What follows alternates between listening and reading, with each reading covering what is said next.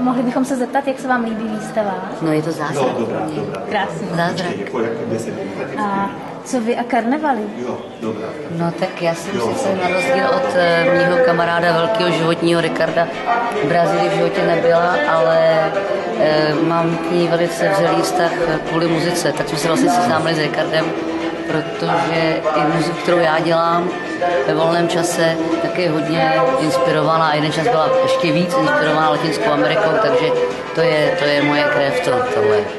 Navíc ještě s Ricardem rádi tančíme, takže karnaval, to je moje.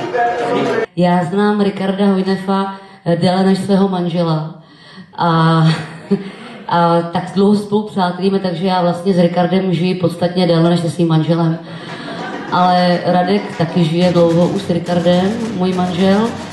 Od naší svatby spolu žijeme dohromady všichni v podstatě.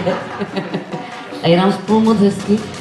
Ricardo mě vždycky dokáže překvapit, ale to, že já, milovník latinskoamerické muziky a karnavalu, budu poprvé v životě se účastnit brazilského karnavalu v Novém Boru v České republice, to si myslím, že je největší tečka, zatím vrchol našeho vztahu. Děkuji vám pěkně všem, přátelé.